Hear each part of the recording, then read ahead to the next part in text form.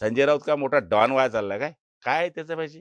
सकाळी 10 वाजता भोंगा वाजतो त्याला वाटतं मी देशाचे फार मोठं काम करतोय. काही नाही झूट माणूस आहे.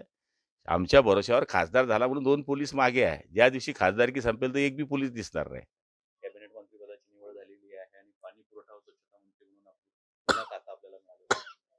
हे बघा मला हे जे पूर्वीचं खातं होतं तेच रिपीट करण्यात आलेलं आहे आणि मला त्या गोष्टीचा आनंद आहे, की जवळपास काही-काही ठिकाणी योजना माझ्या पूर्णत्वास आलेल्या आहे. काही ठिकाणी योजना 50% वर आहे, काही योजना 70% वर आहे.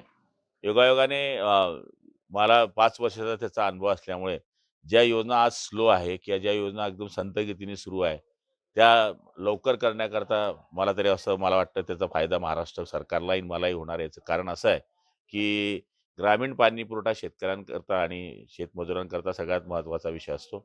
त्यामुळे मला या गोष्टीचा आनंद आहे, की मला पुन्हा विश्वास टाकून तेच खातं देण्यात आलेलं आहे.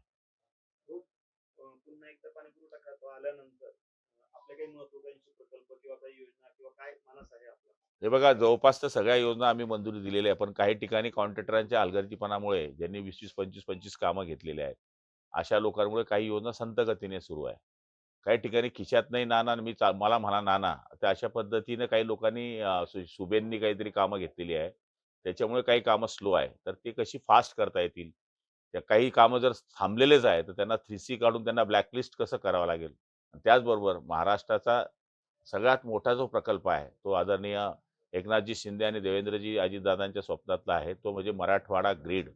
मराठवाडा ग्रीड हा जवळपास 30,000 कोटीचा प्रकल्प आहे आणि तो आता केंद्राकडनं मंजुरीच्या आशेवर आम्ही डी-पी-आर त्याचा तयार केलेला आहे. त्यामुळे मराठवाड्याचा जो 8-9 जिल्ह्यांचा पाण्याचा प्रश्न आहे, तो त्याच्यामुळे सुटू शकतो आणि कदाचित ते जर माझ्या हाताने होऊ शकलं, आदरणीय मुख्यमंत्री आणि त्यांच्या हस्ते, आदरणीय मोदीजींचंही त्याच्यावर लक्ष आहे, तर माझं आयुष्यभर माझंही नाव होणार आहे, की यांच्या कारकिर्दीमध्ये हे काम झालं. बरेच डिपार्टमेंट असतात, पण ज्या गावामध्ये टंकी उभी आहे, तर ही टंकी कोणी उभी केली? तर मोदी सरकारने आणि शिंदे सरकारने केली. तेव्हा मंत्री कोण होता? तर गुलाबराव पाटील होता. म्हणजे आयुष्यभर या गोष्टीचं नाव राहणार आहे आणि मला तरी असं वाटतं, की या या खात्यामध्ये एक पुण्याचं काम करण्याची संधी मला आहे. बहुतेक काय सांगाल की खाते वाटपामध्ये भाजपचा वर्चस्व राहिलेला आहे. आपल्याला जे अपेक्षित होतं हे चष्मा वरती असो का खाली असो, सरकार सरकार असतं, डिपार्टमेंट डिपार्टमेंट असते, कॅबिनेट कॅबिनेट असते. कॅबिनेट मंत्री हा कुठल्याही डिपार्टमेंटचा असला तरी त्याला कॅबिनेटमध्ये प्रश्न मांडण्याचा अधिकार असतो, जो राज्याच्या हिताचा आहे. त्यामुळे कोणतेच खातं हे हलकं-फुलकं नसते. काम करणारा माणूस असं म्हणतात जुने लोकांची म्हण आहे, लाथ मारेल तिथं पाणी काढेल. तर काम करणाऱ्या माणसाला कोणत्याच गोष्टीची गरज नसते. मला तरी असं वाटतं, की जनतेची कामं करण्याकरता आपली मानसिकता असली पाहिजे आणि लोकांमध्ये आपण लोकांसारखं फिरलं पाहिजे.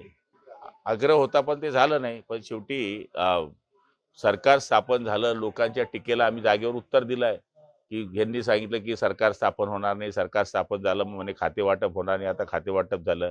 आता म्हणतात गुलाबरावला हलकं भेटलं आणि त्याला भारी भेटलं. वजनावर असते की काय खातं? त्यांना जेव्हा त्या हरले तेव्हा त्यानंतर त्यांनी अजित पवार गटात प्रवेश करण्याचा प्रयत्न करतायत. मात्र ते पक्ष त्यांना घेऊ घेऊ इच्छित नाही. आता ते भाजपकडे गेले आहे. भाजपमध्ये प्रयत्न सुरू आहे कालपासून. ते कोणाला भेटले, काय भेटले? आता लोकांनीच ठरवावं. आता काल गुलाबरावच बोलले, की मतदानाची शाई पण उघडली नाही, बंद झाली. म्हणजे अजूनही शाई आहे माझ्या हाताला. तोपर्यंत देवकरांनी पक्ष बदलावायचा विचार चालू केला. हे खालचा जो कार्यकर्ता आहे, जो रात्रंदिवस त्यांच्याकरता भानगडी करत होता, जो मतदानाकरता मागणी करत होता, त्यांना न विचारता लगेच पक्षांतर करताय. कार्यकर्त्यांची केवढी गडचेपी झाली असेल. मी पहिलेच सांगायचो, "अरे हा नकली गुलाबराव आहे, खरा असली गुलाबराव इकडे आहे." हो, त्यांनी तुम्ही ऐकलं हे पण बोलला होतात की त्यांची आता काही जी काय 100% बघा त्यांनी बँकेमध्ये स्वतः चेअरमन असल्यानंतर त्यांनी पैसे काढलेले संस्थेच्या नावावर. ती संस्था आज बंद आहे.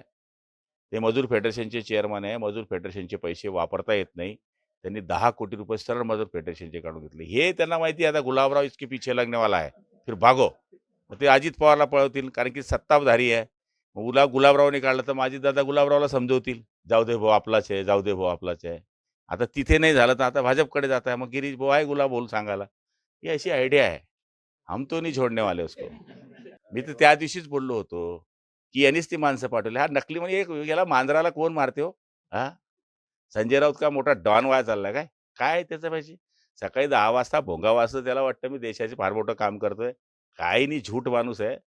आमच्या भरोश्यावर खासदार झाला म्हणून 2 पोलीस मागे आहे. ज्या दिवशी खासदारकी संपेल तर एक बी पोलीस दिसणार नाही. सी केंद्र कमी असल्यामुळे पण शेतकऱ्यांचे हाल होत आहेत. त्यामुळे सी केंद्र वाढवण्याकरता कालच कलेक्टरला आदेश दिलेले आहे.